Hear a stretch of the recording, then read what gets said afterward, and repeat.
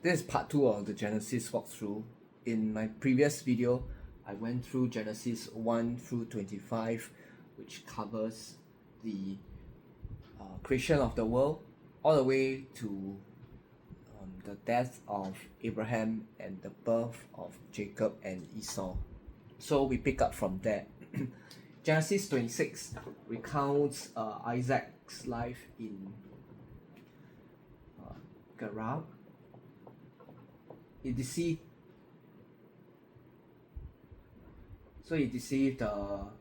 Abimelech. What did he say? He said that this is my sister. And then one day Abimelech was looking out and he saw that Isaac and Rebecca were intimate, and so he caught them questioning, and that was resolved. So there was lying already over there from Isaac's part. Then there was conflict between Isaac's people and the herdsmen of Gerar, apparently, and they were conflicted. They were chased away, but then they said, "Come, let's make an oath." And I believe that was the naming of Beersheba, which means well of the oath. 27 was Isaac's old age. When Isaac was old, his eyes became dim, and he asked Esau to hunt game for him to make him some food. Yeah, and then he will bless him. So that was like the custom. I guess I don't know. Maybe it was a custom of that time that the son makes a gift for the father, and the father will bless him, or like an offering, like that. So there was always this reciprocal relationship. Like previously we saw Abraham, he offered tithes, and then the priest blessed him. So that was Melchizedek. Chapter 14 of the same book. Now in Isaac's old age, he requested Esau, but who knew that Jacob,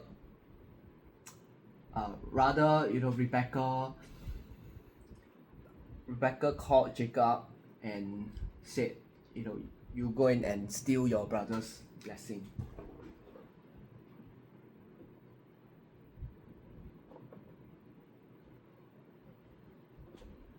So he went in and stole Esau's firstborn inheritance.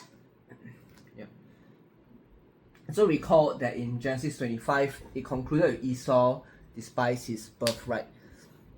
Here was perhaps his retribution, although albeit in a very twisted way. Jacob laughing his dad and all that. But it was all accepted later on, and I believe it was the same chapter right before he left. So eventually what happened was that this Esau wanted to kill Jacob.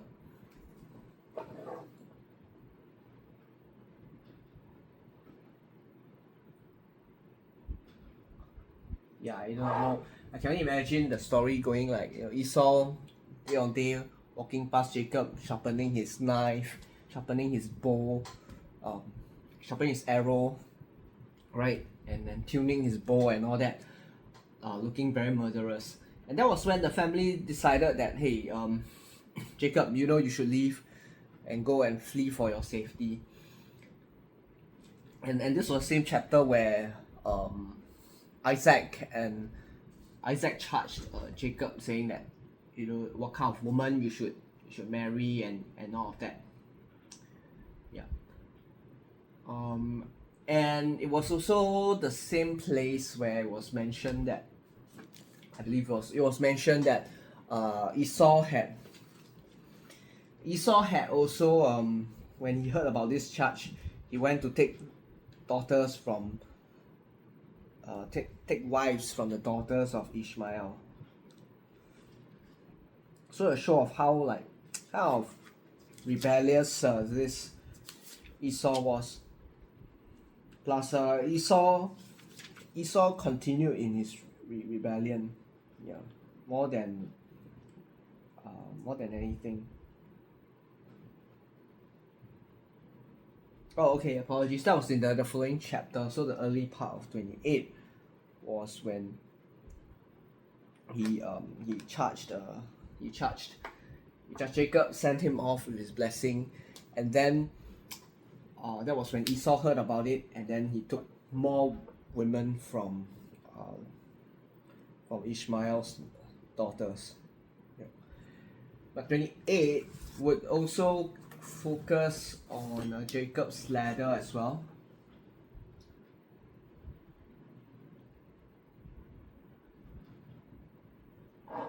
So it was the covenant at Bethel, Luz. And this was when God said that his descendants would be blessed. He will spread abroad to the east and to the west. Yeah.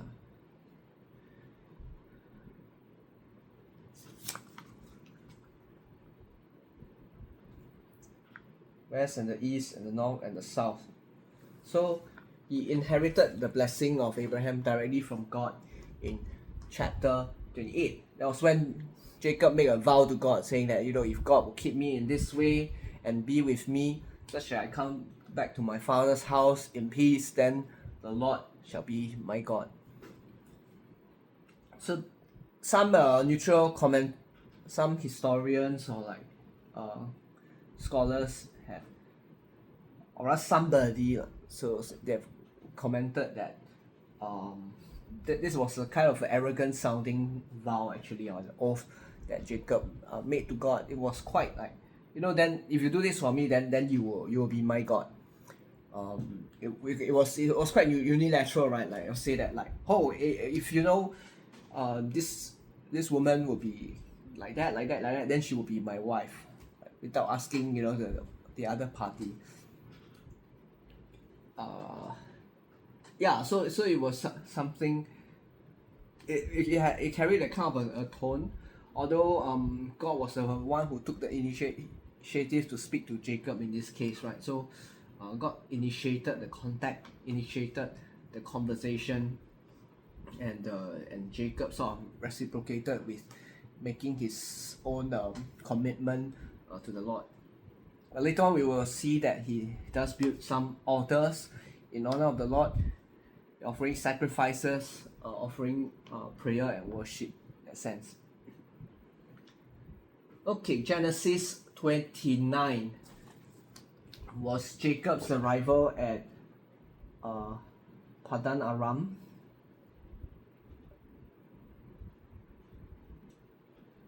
And he first meets Rachel, then meets Laban and Leah.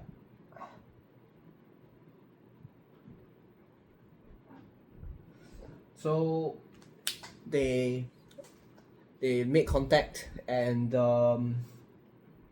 they come to know of Jacob's identity, and Laban said, "Hey, you shall serve me, but I will pay you wages," and then end up scamming him, of course, quite a bit later on.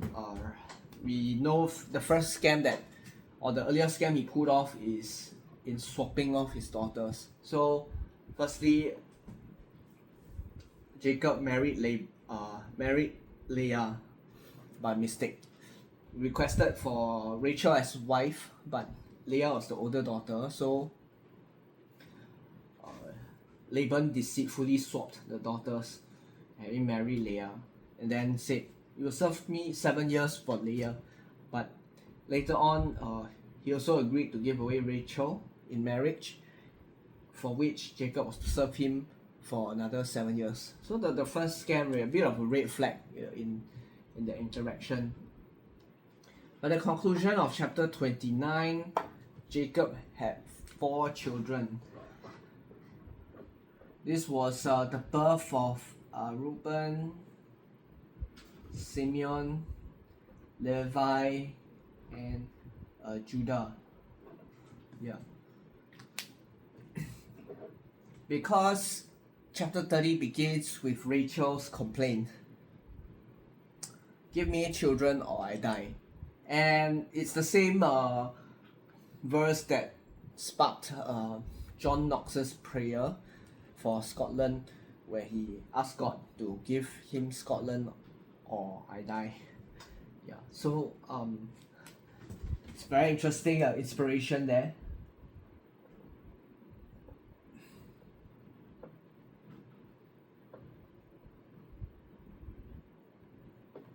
But that was Rachel, yeah, because Rachel was barren, and then for the most part, she couldn't bear any child. Yeah, so the two wives, Leah and Rachel, had rivalry, and then they start competing on how many children they can bear. After the birth of 4 children from Leah, they began to put their maidservants forward. Chapter 30 records also the birth of other sons, namely Judah, then Naphtali, Gad, Asher. So then Naphtali from Bilhah, Gad, Asher from Zilpah, presumably.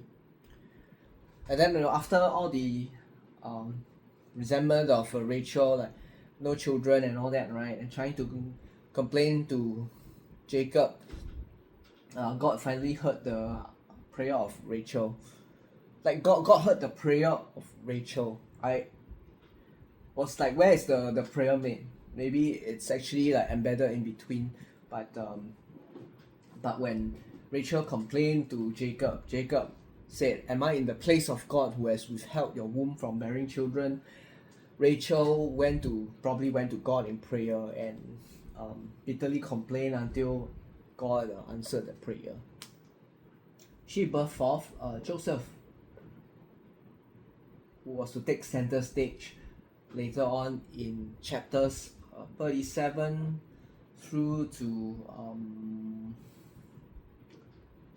he would be present for most of the book, and he would die in chapter 50.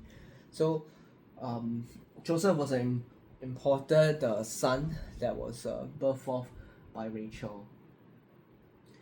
When Rachel birthed forth Joseph, she said, "God will add to me another son," and it did fulfill itself in chapter 35, which we shall see later on. The rest of chapter 30 was Laban's agreement with Jacob. It wasn't a very fair agreement, honestly, so it was like,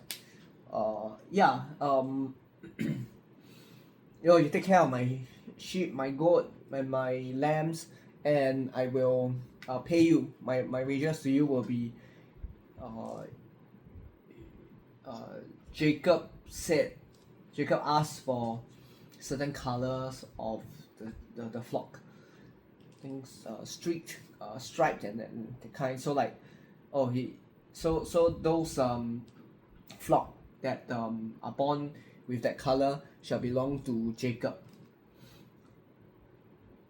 And then Laban started to take away those sheep and goat and flock from him that were of those colors, so intending to swindle him of his payment to Jacob. Yeah. So they had this kind of a very scammy relationship with each other.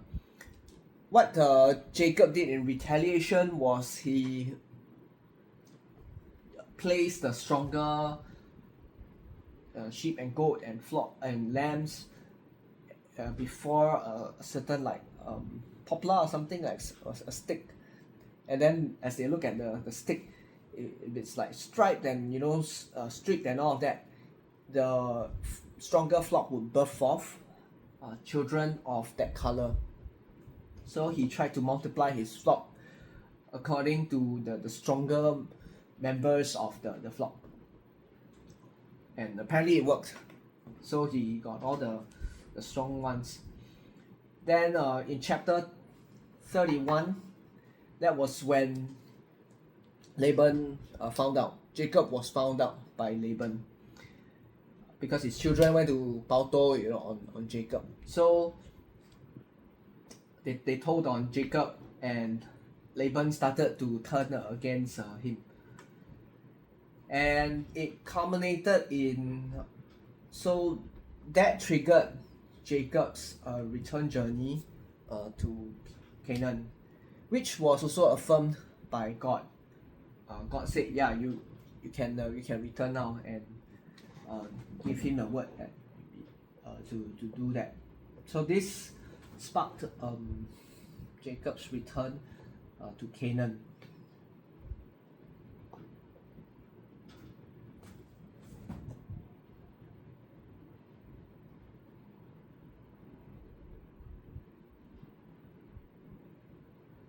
Disagreements between Jacob and Laban. Jacob returns to Canaan.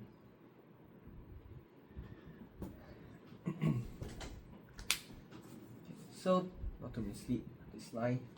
So with that, Jacob sets off for Canaan, but Laban caught up with them.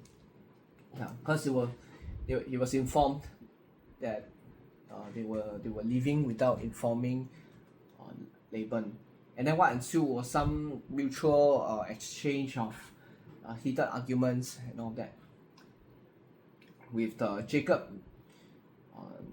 complaining that his wages were changed 10 times, and Laban wanting to claim that everything that you have is mine, so very tricky relationship, really a penny pincher in a sense. So he was holding on to all his possessions and all that. Before they met, God actually appeared to Laban in a dream as well, saying that you should speak to Jacob, neither good nor bad. And he heeded that warning. According to Jacob, Laban was rebuked because of that, so for his mistreatment of Jacob.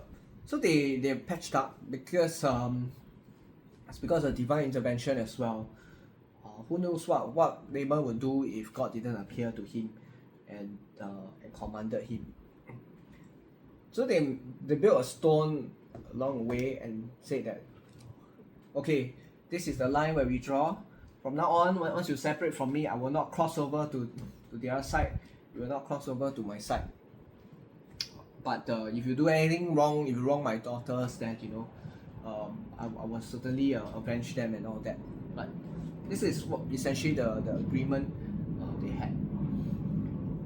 During this chapter also was mentioned that Laban searching for his household idols, which was in Rachel's possession, and it was eventually not found among them because Rachel deceitfully covered up the idol and sat upon it, on the saddle, preventing Laban from finding it. Yeah. So those things happen in Genesis 31.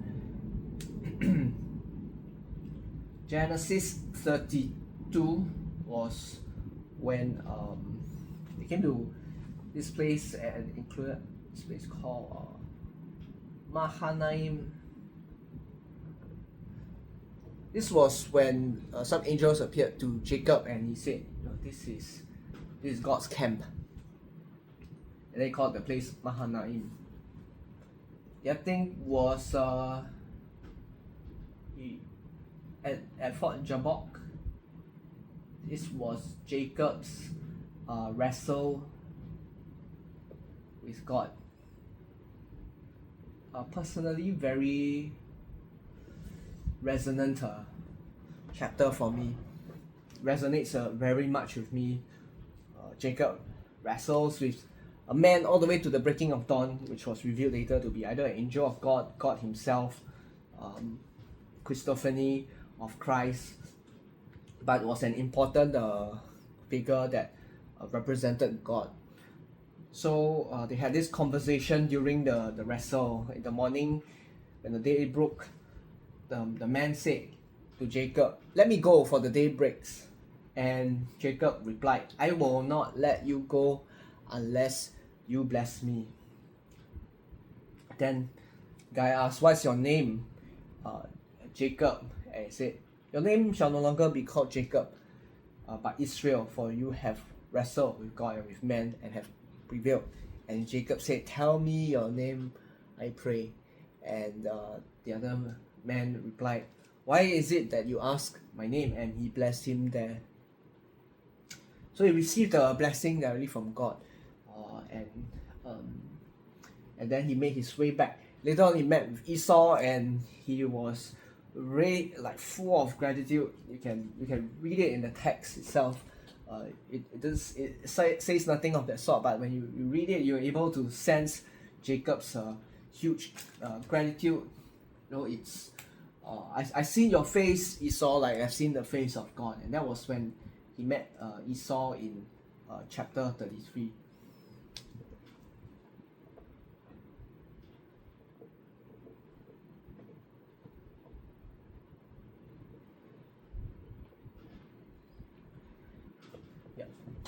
Post the conversation between Jacob and Esau, Jacob wanted to offer a bunch of his belongings, possessions to make peace with Esau, but Esau would not accept them, saying that he has enough for himself. By the time Esau was also a very wealthy man, had a bunch of possessions, and was very rich to his own name, and would refuse to accept, you know, the gifts of Jacob. They continue to journey back to Canaan, or rather to their respective places. Jacob continued to go back to Canaan. Genesis 33 was also when he erected an altar. El Elohe Israel, God the God of Jacob, God the God of Israel. Yeah, let me just quickly confirm that.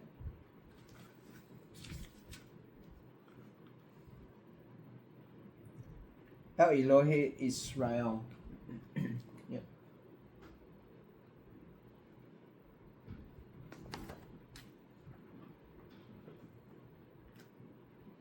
So he erected an altar there, and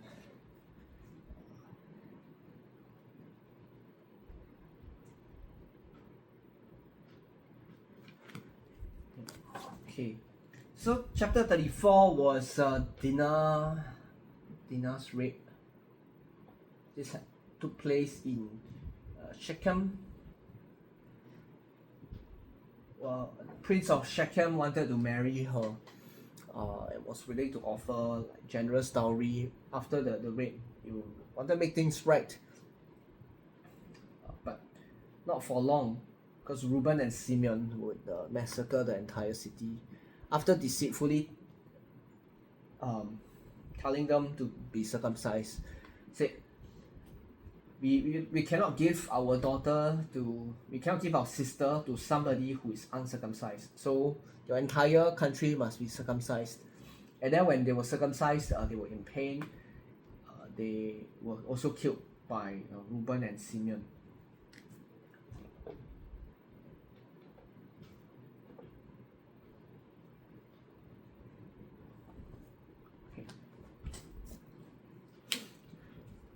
Okay, in Genesis 35, they continued their journey.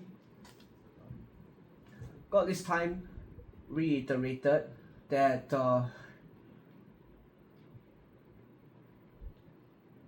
Israel's name.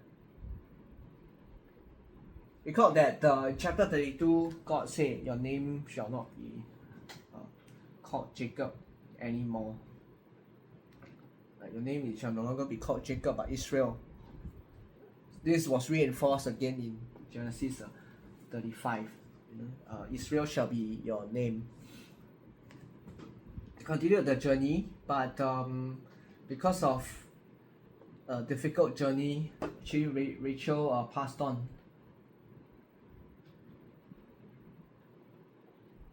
And he died at a place called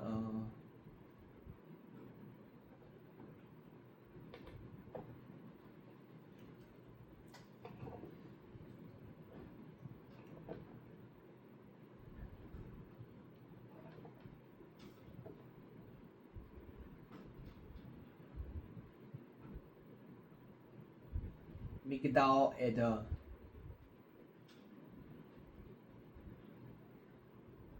Yeah, Migdal Eder. So it's a place near Bethlehem, which will eventually be King David's birthplace and Jesus' birthplace.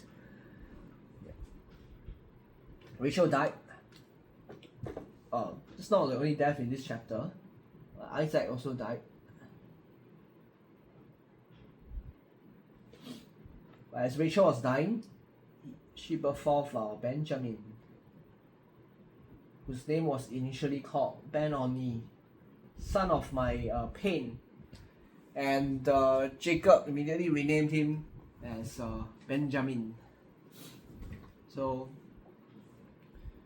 before Rachel died, she birthed forth the son, right? So it was kind of a prophetic symbolism also for the birth of Jesus as well, who would conquer death, I suppose, in some sense. So there's some parallels here. As the woman was dying and giving up the ghost, she birthed forth a new life. Genesis 36 would be the genealogy of Edom.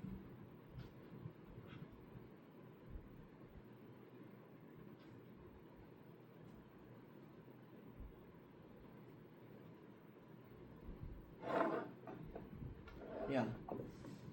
So Esau's genealogy, and show the clear separation between Jacob and Esau, right? When they parted ways, this was Edom's bloodline already. So it was like two separate set of descendants, and you have a clear separation. When the children of Israel left Egypt after the Exodus, they were on the way, and Edom didn't show kindness to them, as they in allowing them to pass through their country. But there was an allusion to Edom being their brothers, so they had to show some kindness, at least on the part of Israel, to this nation. Genesis 37 was Joseph and his dreams. The chapter header would say Joseph dreams of greatness. He had all these dreams about people bowing down to him. His head in the field, it was a plant, and his head in the field rose up above all the plants that actually bow down to him. All the stars, the moon kind of bow down to him. So he dreamt that he would be great. He shared this dream with everyone, and his brothers chided him, and but his father rebuked him, but kept this matter in mind, knowing that there was something special about this child. And as I previously mentioned, between chapters 37 to 50, Joseph would be an important character. By this time, they should be back in Canaan already. So they left Padan Aram, and then they were journeying the way through to this chapter. So they should be back in Canaan of some sort. Later on, there will be a reference point where they will be in Canaan, and they had to journey down to Egypt. Okay, and why is that? Because Genesis 37 ends off with Joseph's brothers hating him, selling him into slavery, and Joseph was carried off to Egypt. So they returned to their father with Joseph's robe of many colors, presented it to him, and said that and Jacob concluded that Joseph is dead, being torn by a beast and whatnot. So this was Joseph's disappearance from the family, and then later on he would reappear in Genesis 42. Afterwards, Genesis 45, they will come to know that Joseph has been promoted. Genesis 38 was Judah and Tamar's episode. I have a very unsanitized mnemonic for remembering this chapter number, which I shall not share. But essentially, Tamar was the daughter-in-law of Judah, and after and Onan, so after died, was the one who married Tamar. Died, and then Onan died, and Judah refused to give Tamar to another of his sons to marry son and to perpetuate like his bloodline. Tamar pretended to be a prostitute and slept with Judah, and then birthed forth. They birthed forth Perez, which means breach or breakthrough.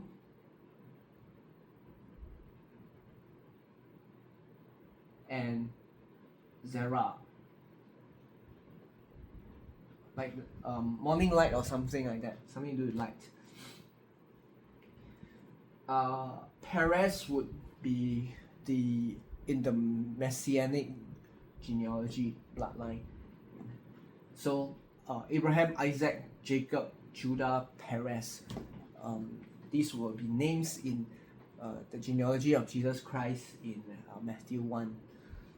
So he comes into the picture, and later on he would be a part of the redemptive genealogy of the Messiah. 39 was Joseph in Egypt, firstly in Potiphar's house, becoming the chief steward. So he's promoted, which shows something about his capability. Plus the fact that it will mention that God was with Joseph, like God was with Joseph. Very important point. So he rose up to the ranks. He was envied by Potiphar's wife, who accused Joseph of raping her, and then Joseph was thrown into prison again.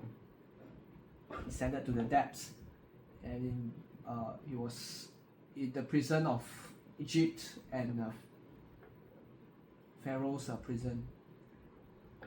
And he rose through the ranks again. He was promoted, like he was actually the chief prisoner, the chief steward of the prisoner. I didn't know that there could be such a role. Prisoner can be like head prisoner. So, but he was the head prisoner in prison. In chapter 40, Pharaoh's chief butler and chief baker, butler / cupbearer, were thrown into prison. They each had a dream, and then they called Joseph to interpret. The chapter ends with the restoration of the butler and the hanging of the baker. Before the butler went back into power, Joseph pleaded with him, said, "When you come back to power, please remember me, and please put in a good word for me before Pharaoh, so that because I was wronged and all that." I think at that point Joseph, all he wanted was to be released, and then God had another plan. Because in chapter 41, it would be Pharaoh's 2 dreams. 7 cows, 7 heads of grain, right?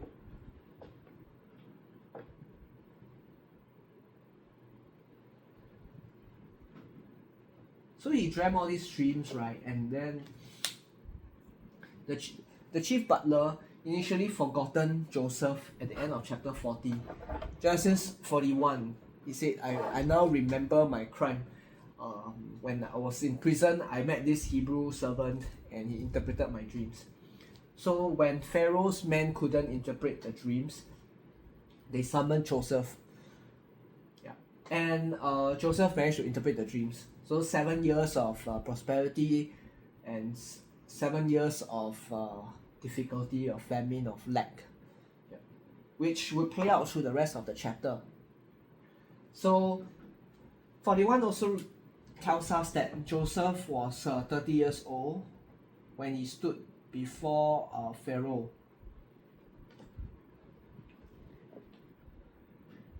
By the end of this chapter, he marries and birth forth Manasseh and Ephraim. Manasseh and Ephraim, which would be among the 12 tribes of Israel. Genesis 42 is definitively Jacob and household in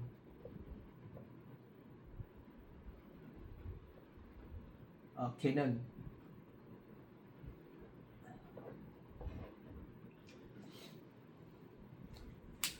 So roughly by this time, 7 years of abundance had come in. Recall that Joseph at 30 years old and all that, he was promoted, right? Also, he became second to Pharaoh. He became man of power in Egypt, and he was charged with this project of maintaining the storehouses of Egypt, ensuring that they had food during the famine. So he collected and kept the reserves for Pharaoh.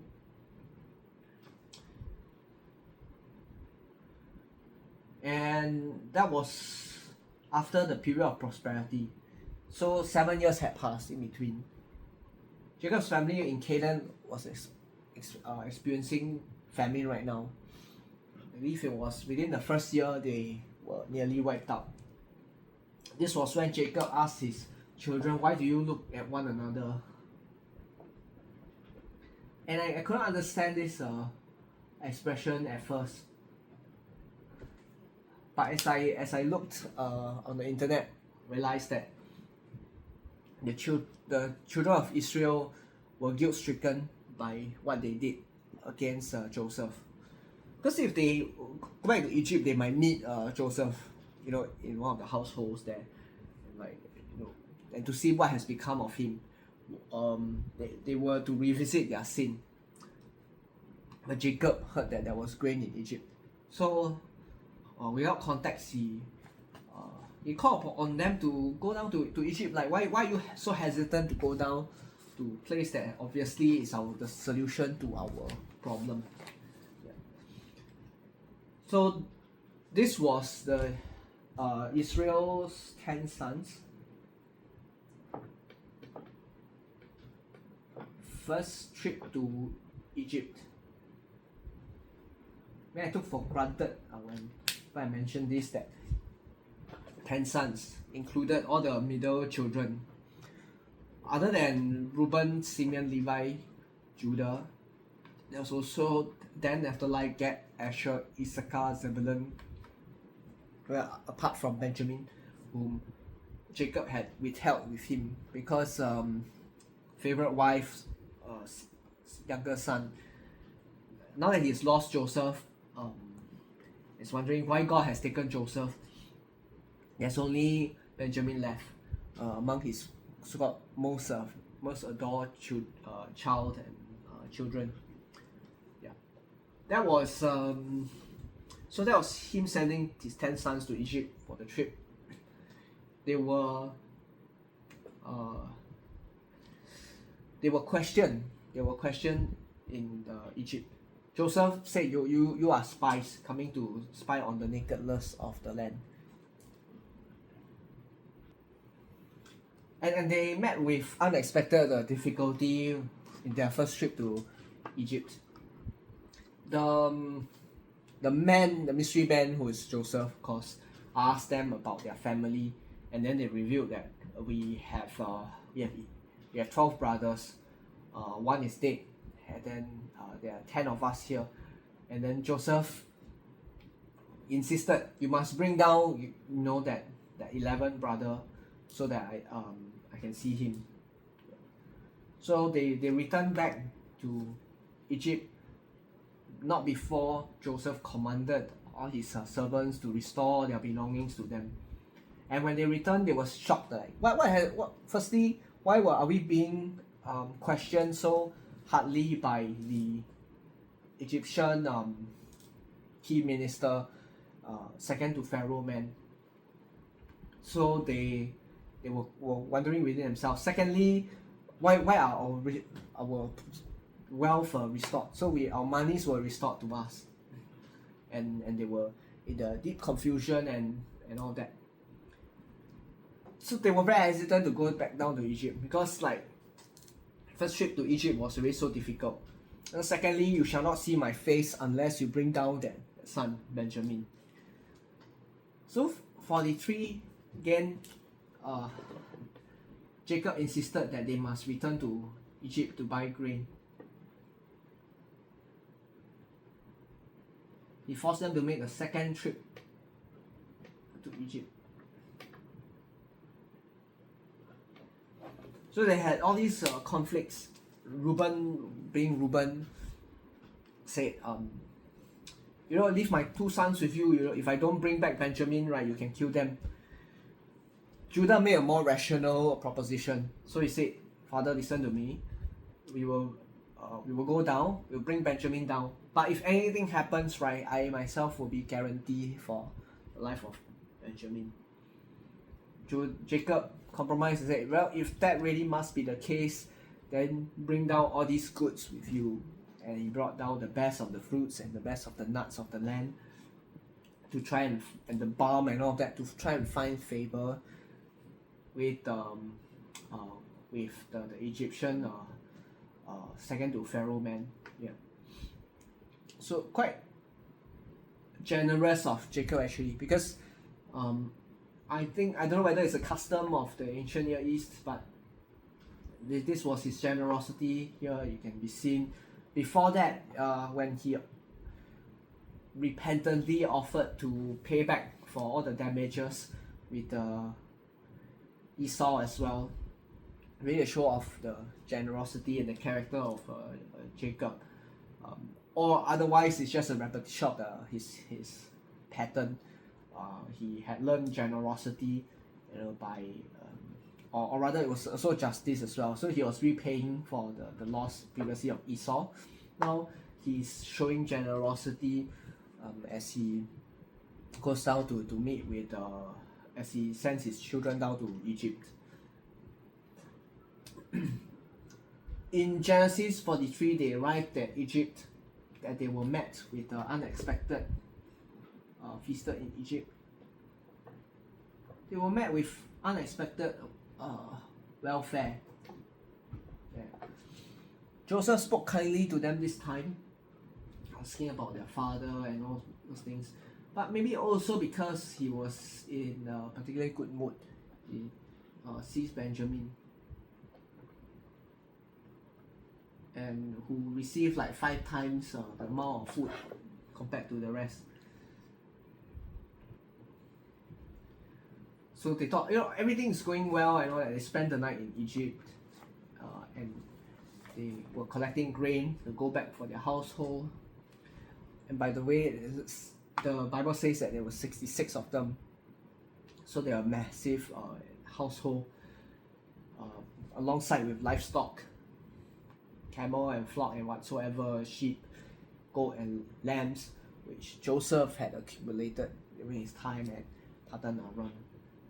So after Genesis 43, they were prepared to go back after spending the night in Egypt. Genesis 44 was the indictment of Benjamin.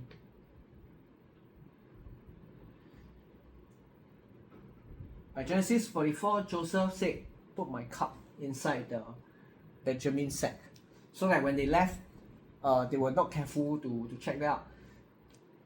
the men of Egypt, the troops, the guard, came after them and stopped them halfway on their journey back. And then they found Joseph's cup in Benjamin's sack. Took them back to Egypt. And in Egypt, Joseph said, okay, only the one with whom my cup was found will have to be a slave to me, will remain here and be a slave to me. So there was a lot of commotion. Judah initially took the lead to say that all of us will be a slave here. But Joseph insisted, no, only Benjamin will remain. So Judah interceded.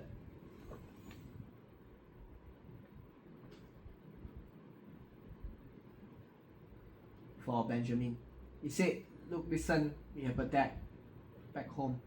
He said that if I lose this son, right, Benjamin, you'll carry my grey hair down with sorrow. So Judah said, please, like, let me take the prison in place of Benjamin, and then so that my father can be assured of what happens. And with all that, Genesis 45, Joseph could not restrain himself anymore. And he says, make everyone go out from me. And he revealed himself, Joseph's revelation, to his brothers. They were so dismayed. Joseph, and so dismayed they couldn't talk after Joseph revealed himself to them. And then he spoke again a second time and said, don't be dismayed. God has sent me ahead to prepare the way for you guys. Sends them back to Canaan. So brothers informed Jacob that Joseph was still alive.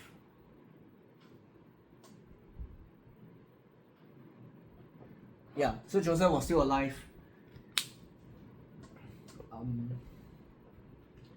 And it says here that Jacob's heart stopped when he heard the news. And then his spirit returned. He died and kind of like revived again. He had a revival during that time. Well, may God make us the same as well. Make our own personal revival. 46. Jacob makes his way back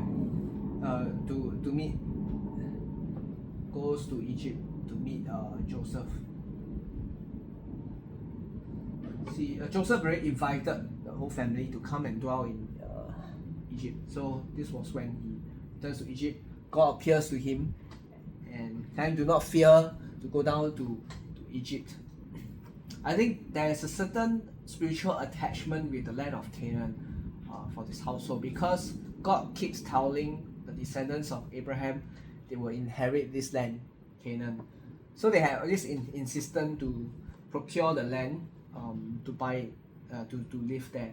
Previously in Genesis 23 as well, Abraham bought a burial place among the sons of Heth as an act of faith that one day they will come back to this land and they will live in the land, and his descendants will be in that land with the grave of Abraham in that land.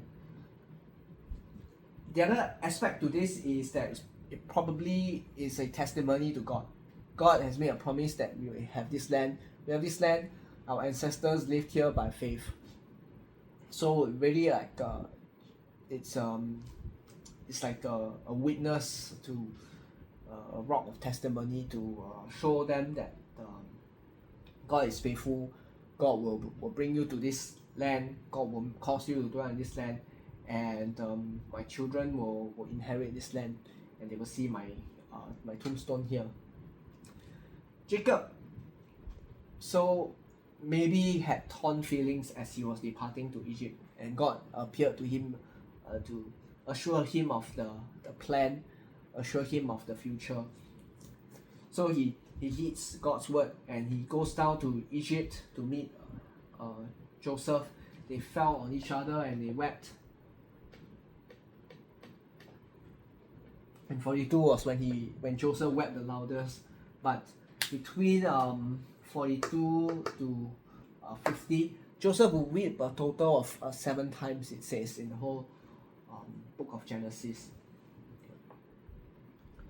He goes down to Egypt, meets Joseph, where Joseph primed the people that are going to meet with Pharaoh in 47 what to say to them. And that was when Jacob and Fam met with Pharaoh.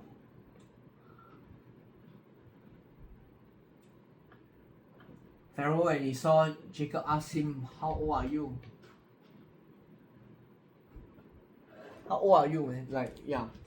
And Jacob responded to say that, like, the years of my pilgrimage are like 100 and something years, but they have not attained to the length of the pilgrimage of my fathers, namely Isaac and Abraham. So here officially Pharaoh dispatched allocated lands for them to live in, Goshen. So they live in Goshen, and they will tend to their livestock. It's a separate land where they live in, apart from the Egyptians, because Egyptian should be the so-called first-class citizens, and they were meant to be second-class citizens in this country. So they will tend to his agriculture, livestock, and all those things. And plus Pharaoh also said, if there are capable men among your brothers, they should be my chief herdsmen. So really know how to this Pharaoh really knows how to identify talent. The apple doesn't fall far from the tree, right? So if this Jacob can birth forth a Joseph, who's a capable statesman, a politician, then that you must have some great talent within the family. This next part also involved Joseph dealing with famine.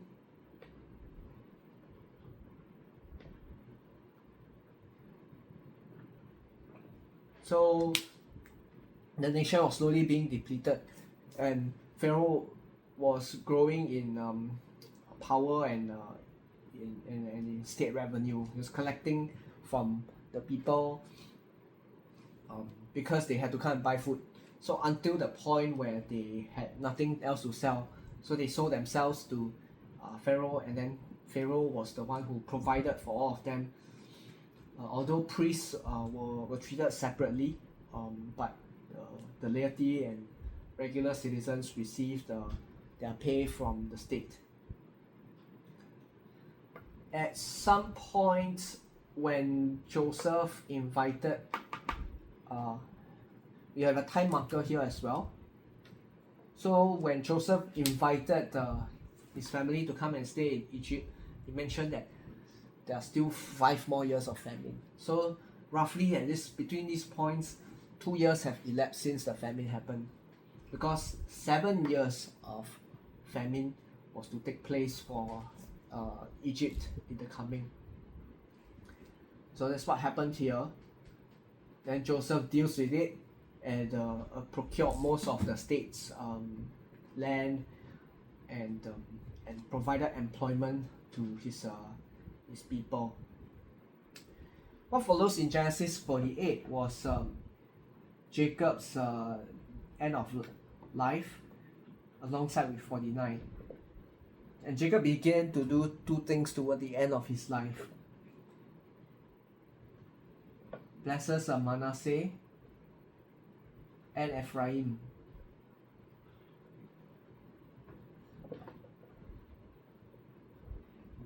So he gave Ephraim and Manasseh a blessing.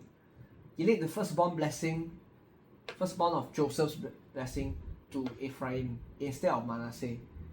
So he did this cross hand thing where right hand is firstborn, and left hand is younger. So Joseph arranged nicely Manasseh and Ephraim. Jacob did this. He laid his right hand on Ephraim and said that this younger one will be more blessed. So he placed Ephraim before Manasseh in the order of the 12 tribes. The other thing is he adopted both sons of Joseph as well, saying that this will be among my 12 sons now. These are now my 2 adopted children. And he said, for your other children, you can they can bear your name, but these 2, they will be my sons. So in this way, he blessed them. In 49, was Jacob's last days. He blesses the 12 children.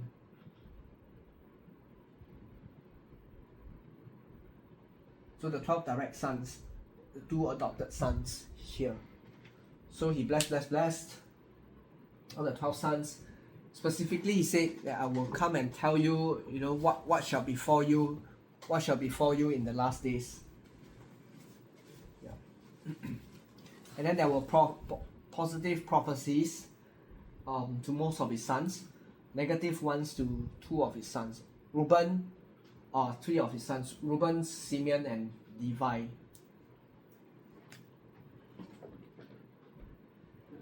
Reuben, namely, it was because at some point Jacob knew that Reuben was sleeping with one of his concubines. So at the end of Genesis 49, Jacob dies. And he was buried in chapter 50.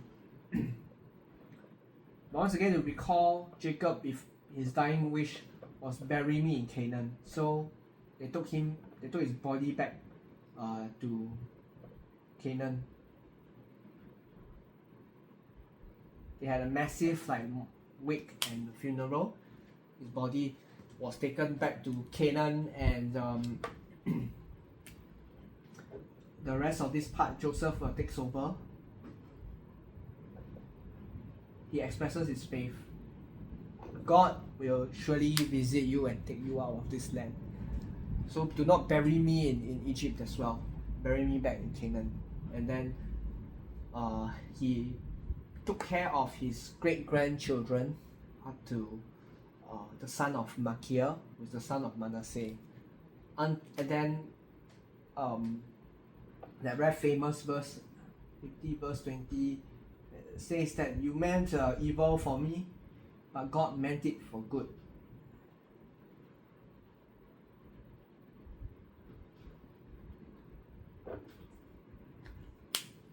And with that, his life is concluded, and Joseph dies. Joseph dies at the end of Genesis 50. So with that, this is the book of Genesis walkthrough part 2. It's a follow on from my part 1 video where I covered Genesis 1 through 25.